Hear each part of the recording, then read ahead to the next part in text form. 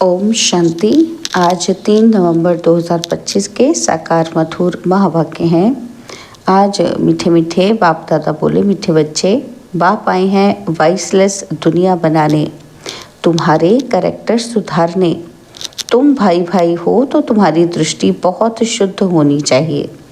बाबा ने कहा, मीठे बच्चे, बाप आए हैं वॉइसलेस दुनिया बनाने, तुम्हारे कैरेक्टर सुधारने। तुम भाई भाई हो तो तुम्हारी दृष्टि बहुत शुद्ध होनी चाहिए। बाबा ने आज प्रश्न पूछा कि तुम बच्चे बेफिक्र बादशाह हो, फिर भी तुम्हें एक मूल फिक्रात अवश्य होनी चाहिए, वो कौन सी? तो उत्तर में बाबा ने समझाया कि हम पतित से पावन कैसे बने, ये है मूल फिक्रात। ऐसा ना हो कि बाप का बनकर फिर बाप के आगे सजाएं खानी पड़े। सजाओं से छूटने की फिक्रात रहे, नहीं तो उस समय बहुत लज्जा आएगी। बाकी तुम बेपरवाह बादशाह हो, सबको बाप का परिचय देना है। कोई समझता है तो बेहद का मालिक बनता, नहीं समझता है तो उसकी तकदीर, तुम्हें परवाह नहीं। ओम शांति। रूहानी बाप जिसका नाम शिव है, वह बैठ अपने बच्चों को समझाते हैं। रूहानी बाप सभी का एक ही है, तो पहले ये बात समझानी है, तो फिर आगे समझना सहज होगा। अगर बाप का परिचय ही नहीं मिला तो प्रश्न करते रहेंगे। पहले तो ये निश्चय कराना है, सारी दुनिया को ये पता ही नहीं कि गीता का भगवान कौन है। वह श्री कृष्ण के लिए कह देते हैं, हम कहते कि परमपिता परमात्मा शिव गीता का भगवान है, वही ज्ञान का सागर है। मुख्य है सर्वशास्त्रमयी शिरोमणि गीता। भगवान के लिए ही कहते हैं, हे प्रभु तेरी गतमत न्यारी। श्री कृष्ण के लिए ऐसा नहीं कहेंगे। बाप जो सत्य है वह ज़रूर सत्य ही सुनाएंगे। दुनिया पहले नई सतो प्रधान थी, अभी दुनिया पुरानी तमो प्रधान है। दुनिया को बदलने वाला एक ही बाप है। बाप कैसे बदलते हैं वो भी समझाना चाहिए। आत्मा जब सतो प्रधान बने तब दुनिया भी सतो प्रधान स्थापन हो। पहले तुम बच्चों को अंतर्मुखी होना है, जास्ती तीक नहीं करनी है। अंदर घुसते हैं तो बहुत चित्र देख पूछते ही रहते हैं। पहले समझानी ही एक बात चाहिए, जास्ती पूछने की मार्जन न मिले। बोलो, पहले तो एक बात पर निश्चय करो, फिर आगे समझाएं, और फिर तुम 84 जन्मों के चक्र पर ले आ सकते हो। बाप कहते हैं, मैं बहुत जन्मों के अंत में प्रवेश करता हूँ। इनको ही बाप कहते हैं कि तुम अपने जन्मों को नहीं जानते हो। बाप हमको प्रजापिता ब्रह्मा द्वारा समझाते हैं। पहले अल्फ पर ही समझाते हैं। अल्फ समझने से फिर कोई संशय नहीं होगा। बोलो, बाप सत्य है, वह भी असत्य नहीं सुनाते। बेहद का बाप ही राजयोग सिखलाते हैं। शिवरात्रि गाई जाती है तो ज़रूर शिव यहाँ ही आए होंगे ना। तो जैसे श्री कृष्ण जयंती भी यहाँ मनाते हैं, कहते हैं मैं ब्रह्मा द्वारा स्थापना करता हूँ। उस एक ही निराकार बाप के सब बच्चे हैं। तुम भी उनकी औलाद हो और फिर प्रजापिता ब्रह्मा की भी औलाद हो। प्रजापिता ब्रह्मा द्वारा स्थापना की तो ज़रूर ब्राह्मण ब्राह्मणियाँ होंगे, बहन भाई हो गए। इसमें पवित्रता रहती है। गृहस्थ व्यवहार में रहते पवित्र रहने की यह भीति। भाई बहन हैं तो कभी क्रिमिनल दृष्टि नहीं होनी चाहिए। 21 जन्म दृष्टि सुधर जाती है। बाप ही बच्चों को शिक्षा देंगे ना। करैक्टर सुधारते हैं तो अभी सारी दुनिया के करैक्टर सुधरने हैं। इस पुरानी पतित दुनिया में कोई करैक्टर नहीं, सब में विकार हैं। यह है ही पतित विशेष दुनिया। और फिर वॉइसलेस दुनिया कैसे बनेगी? सिवाय बाप के कोई बना ही ना सके। अभी बाप पवित्र बना रहे हैं, ये सब है गुप्त बातें। हम आत्मा हैं, आत्मा को परमात्मा बाप से मिलना है। सब पुरुषार्थ करते ही हैं भगवान से मिलने के लिए। भगवान एक निराकार है, लिबरेटर गाइड भी परमात्मा को ही कहा जाता है। दूसरे धर्म वाले कोई को लिबरेटर या गाइड नहीं कहेंगे। परमपिता परमात्मा ही आकर लिबरेट करते हैं, अर्थात तमो प्रधान से सतो प्रधान बनाते हैं, गाइड भी करते हैं। तो पहले पहले ये एक ही बात बुद्धि में बिठाओ, अगर ना समझे तो छोड़ देना चाहिए। अल्फ को ही नहीं समझा तो बे से क्या फायदा, भल चले जाएं। तुम मूंझो नहीं, तुम बेपरवाह बादशाह हो। असुरों के विघ्न तो पड़ने ही हैं, ये है ही रुद्र ज्ञान यज्ञ। तो पहले पहले बाप का परिचय देना है। बाप कहते हैं मन मना भव, जितना पुरुषार्थ करेंगे उस अनुसार पद पाएंगे। आदि सनातन देवी देवता धर्म का राज्य स्थापन हो रहा है। इन लक्ष्मी नारायण की डिनाइस्टी है और धर्म वाले कोई डिनाइस्टी स्थापन नहीं करते हैं। बाप तो आकर सबको मुक्त करते हैं और फिर अपने अपने समय पर और धर्म संस्थापकों को आकर अपना धर्म स्थापन करना है। वृद्धि होनी है, पतित बनना ही है। पतित से पावन बनाना ये तो बाप का ही काम है। वह तो सिर्फ आकर धर्म स्थापन करेंगे, उसमें बड़ाई की बात ही नहीं। महिमा है एक की, वो तो क्राइस्ट के पिछाड़ी कितना करते हैं, उनको भी समझाया जाए। लिबरेटर गाइड तो गॉड फादर ही हैं, उनके पिछाड़ी क्रिश्चियन धर्म की आत्माएं आती रहती हैं, नीचे उतरती रहती हैं। दुख से छुड़ाने वाला तो एक बाप ही है। ये सब पॉइंट्स बुद्धि में अच्छी रीति धारण करनी है। एक गॉड को ही मर्सीफुल कहा जाता है। एक भी मनुष्य किसी पर मर्सी नहीं करते, मर्सी होती है बेहद की। एक बाप ही सब पर रहम करते हैं। सतयुग में सब सुख शांति में रहते हैं, दुख की बात ही नहीं। बच्चे एक बात अल्फ पर किसी को निश्चय कराते ही नहीं, और बातों में फिर चले जाते हैं और फिर कहते हैं गला ही खराब हो गया। तो बाबा कहते पहले पहले बाप का परिचय देना है, तुम और बातों में जाओ ही नहीं। बोलो बाप तो सत्य ही बोलेंगे ना। हम बीके के बाप को ही सुनाते हैं, हम बीके को बाप ही सुनाते हैं। तो ये चित्र सब उसने बनवाए हैं, इसमें संशय नहीं लाना चाहिए। संशय बुद्धि विनशंति। पहले तुम अपने को आत्मा समझ बाप को याद करो तो विकर्म विनाश होंगे, और कोई उपाय ही नहीं। पतित पावन तो एक ही है ना। तो बाप कहते हैं देह के सब संबंध छोड़ मामेकम याद करो। बाप जिसमें प्रवेश करते हैं उनको भी फिर पुरुषार्थ कर सतो प्रधान बनाना है। बनेंगे पुरुषार्थ से, और फिर ब्रह्मा और विष्णु का कनेक्शन भी बताते हैं। बाप तुम ब्राह्मणों को राजयोग सिखलाते हैं तो तुम विष्णुपुरी के मालिक बनते हो, और फिर तुम ही 84 जन्म ले अंत में शूद्र बनते हो। फिर बापा का शूद्र से ब्राह्मण बनाते हैं, ऐसे और कोई बता न सके। तो पहली पहली बात है बाप का परिचय देना। बाप कहते हैं मुझे ही पतितों को पावन बनाने यहाँ आना पड़ता है। ऐसे नहीं कि ऊपर से प्रेरणा कर देता हूँ, इनका नाम ही है भागीरथ, तो ज़रूर इनमें ही प्रवेश करेंगे। यह है भी बहुत जन्मों के अंत का जन्म, और फिर सतो प्रधान बनते हैं। उसके लिए बाप युक्ति बताते हैं कि अपने को आत्मा समझ मामेकम याद करो।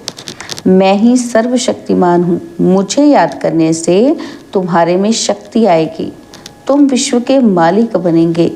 ये लक्ष्मी नारायण का वर्षा इन्हों को बाप से मिला है। कैसे मिला वो समझाते हैं।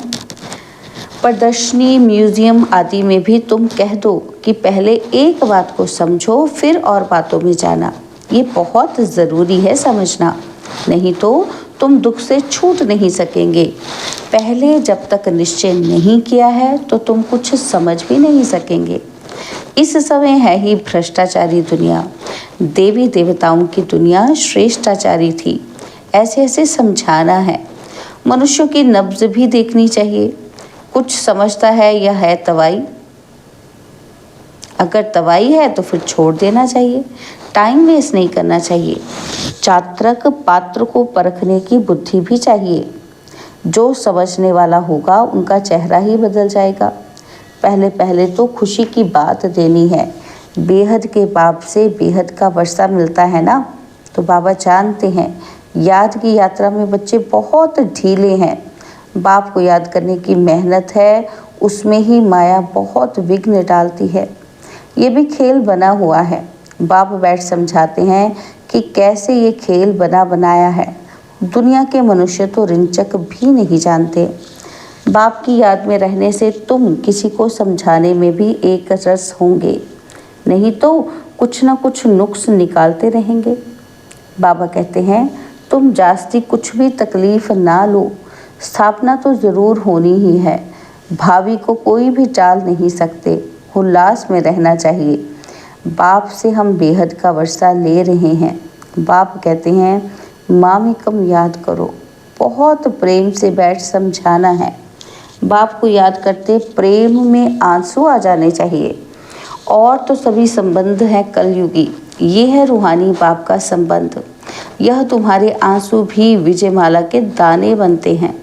बहुत थोड़े हैं जो ऐसा प्रेम से बाप को याद करते हैं।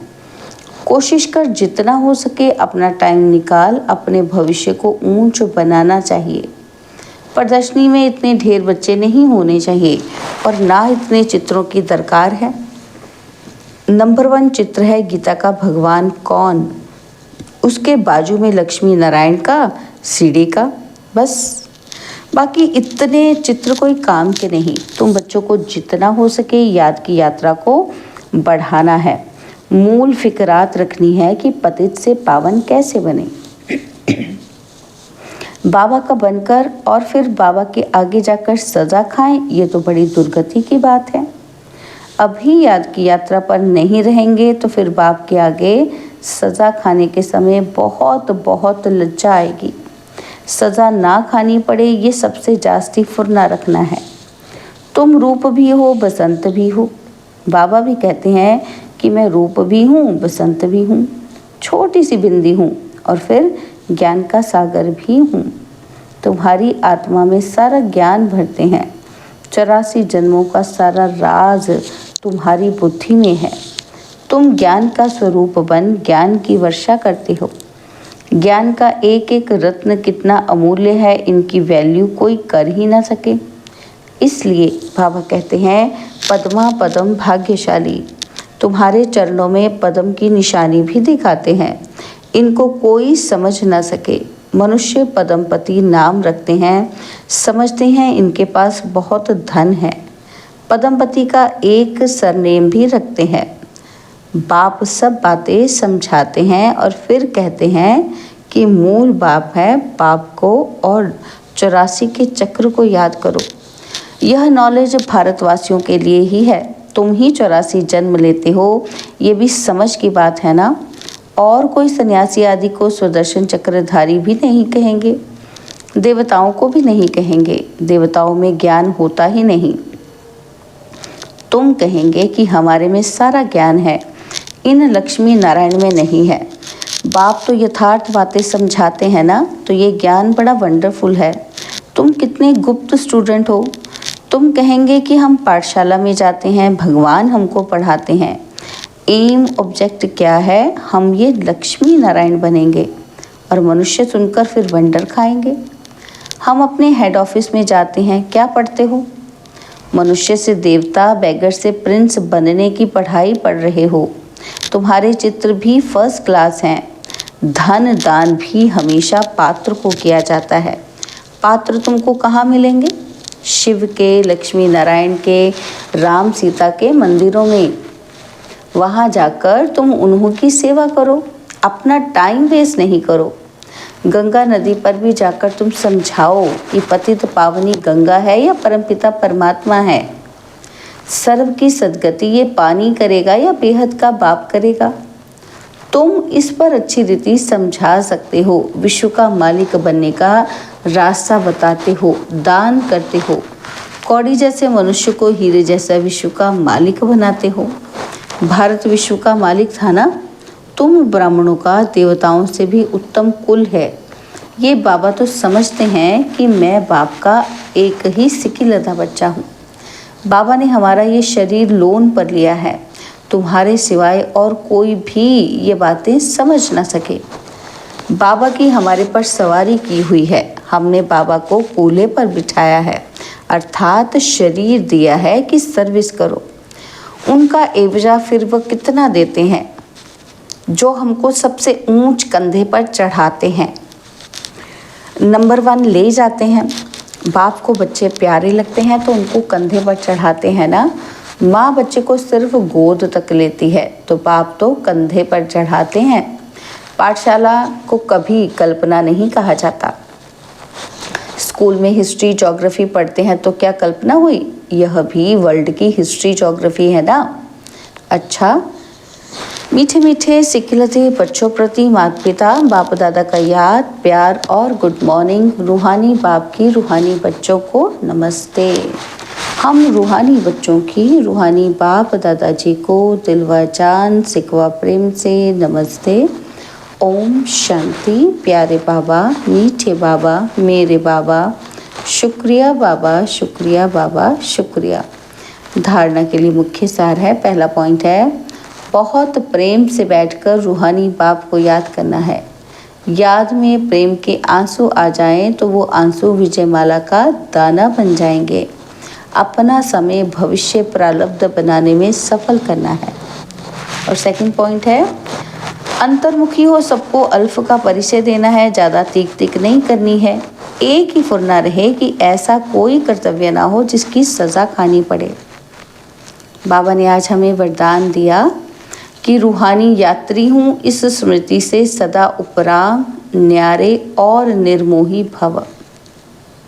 रूहानी यात्री हूँ, इस स्मृति से सदा उपराम, न्यारे और निर्मोही भव।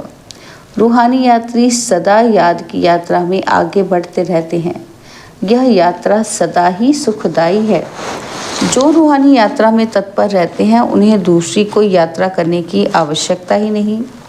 इस यात्रा में सब यात्राएं समाई हुई हैं। मन व तन से भटकना बंद हो जाता है। तो सदा यही स्मृति रहे कि हम रूहानी यात्री हैं। यात्री का किसी में भी मोह नहीं होता। उन्हें सहज ही उपराम, न्यारे व निर्मोही बनने का वरदान मिल जाता है।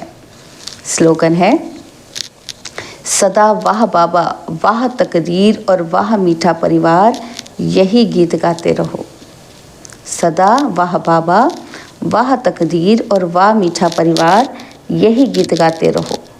तो बाबा के अव्यक्त इशारे अशरीरी व विदेही स्थिति का अभ्यास बढ़ाओ। बाबा कहते हैं, जैसे बाप को सर्व स्वरूपों से व सर्व संबंधों से जानना आवश्यक है, ऐसे ही बाप द्वारा स्वयं को भी जानना आवश्यक है। जानना अर्थात मानना। मैं जो हूँ, जैसा हूँ, ऐसे मानकर चलेंगे तो देह में विदेही, व्यक्त में अव्यक्त, चलते फिरते फरिश्ता व कर्म करते हुए कर्मातीत स्थिति बन जाएगी। अच्छा, ओम शांति।